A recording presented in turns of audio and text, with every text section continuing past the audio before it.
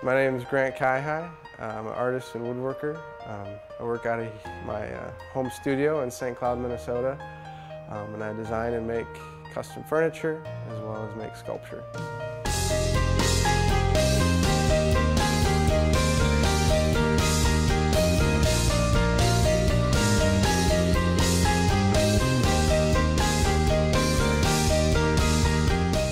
So I grew up in Montevideo, Minnesota, working construction, and I got into woodworking at a young age at my high school wood shop. And from that point, I realized that I wanted to be a woodworker when I grew up. My background is largely blue collar. And when I went to art school, I didn't realize that I was going to an art school. I just wanted to woodwork, and I really hadn't had any experience in the arts other than performing arts, choir and musicals and plays and things like that. And I decided to stick with it, and I became fairly successful within the art program.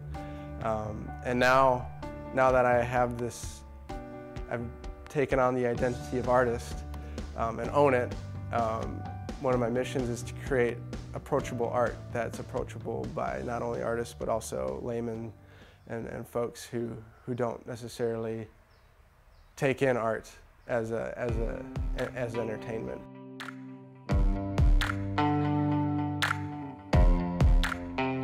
The main thing that inspires my furniture is the material itself and the processes.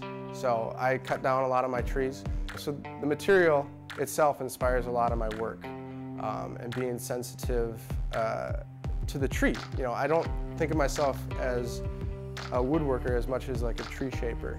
It all starts with a tree, and that keeps me grounded as far as not getting too separated from the industrial side of the craft, and that you have to go out, you have to work hard and cut down those trees and labor.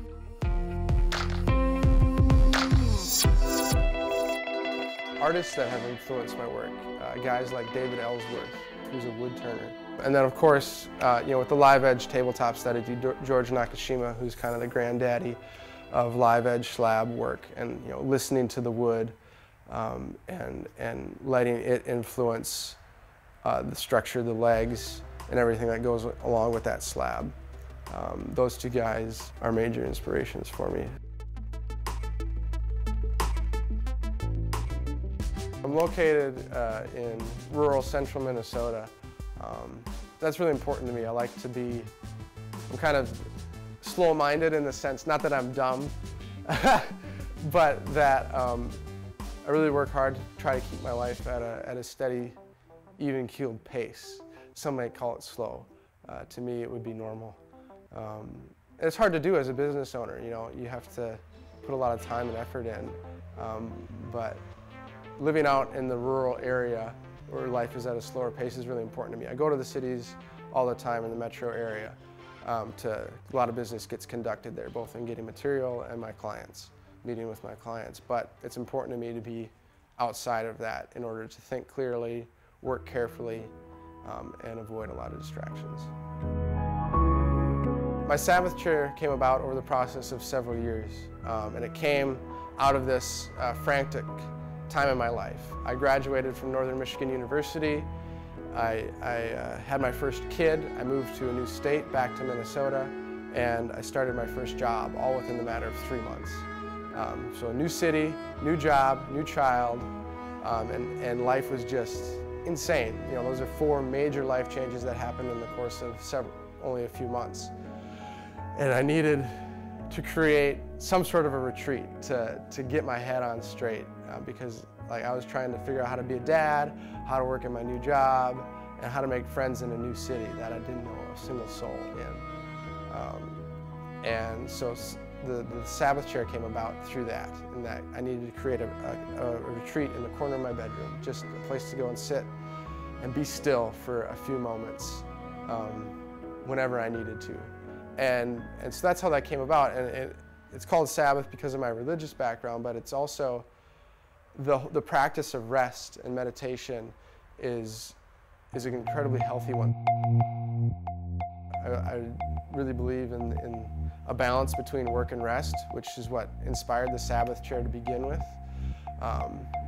And when you're well rested, you work so much more efficiently. You can think so much clearer. You don't make mistakes. My creative process is released and freed within the constraints of the rural environment. And that there's a lack of stress that allows me to focus.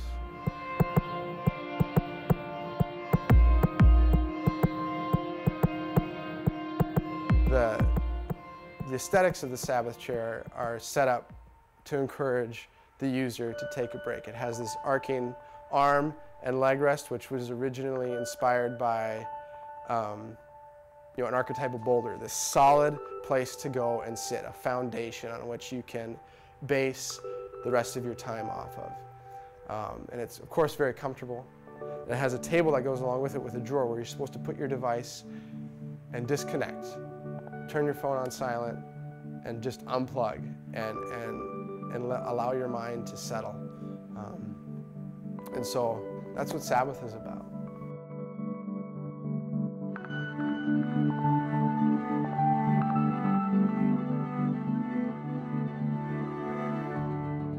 Creativity is not a process of flowing with the wind. To become a really great creative person, it requires waking up and making and sharing your work every single day. And so the blue-collar side of me can do that, the work ethic, the showing up. If you just show up to your job and do your best, you're going to be fine in life. And then art comes alongside of that and gives that meaning and significance. And so for me, being creative is about making something every day and improving on that every day, both in my craft and also my artistic eye, meaning making something that's even more beautiful. Whatever beautiful means, it's kind of a dirty word in the art world. I've known since probably I was 16 that I wanted to be a woodworker. And now that I'm 26, I've got a wife, 3 kids, and a business, and I look around me and I look back and I realize what a blessing it was to know what I wanted to do from the time I was a teenager. Like, that is not normal. Like, I think most kids who go to college change majors like 5 or 6 times. I didn't change my major once. I thought about it. I had a real crisis of identity my freshman year in art school, realizing that either I was going to be an artist or I wasn't going to be an artist, because I didn't go there thinking I was going to be an artist. And now I am, and I love it, and I own it. And now I realize that being an artist is the best way for me to be a furniture maker.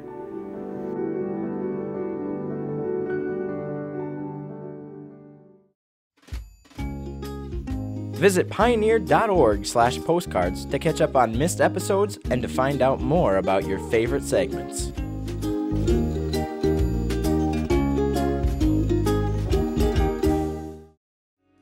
This program on Pioneer Public Television is funded by the Minnesota Arts and Cultural Heritage Fund with money from the vote of the people of Minnesota on November 4th, 2008. Additional support provided by Mark and Margaret Yakel-Julien in honor of Shalom Hill Farm, a nonprofit rural education retreat center in a beautiful prairie setting near Windham in southwestern Minnesota. ShalomHillFarm.org. The Arrowwood Resort and Conference Center, your ideal choice for Minnesota resorts, offering luxury townhomes, 18 holes of golf, Darling Reflections Spa, Big Splash Water Park, and much more. Alexandria, Minnesota. Explore hundreds of lakes, trails, and attractions for a great vacation or a place to hold an event. ExploreAlex.com. Tri-State Brain and Spine Institute, with locations in Alexandria, Edina, Crookston, and Maple Grove. Doctors dedicated to evaluating and treating all types of brain and spine problems, no matter how complex.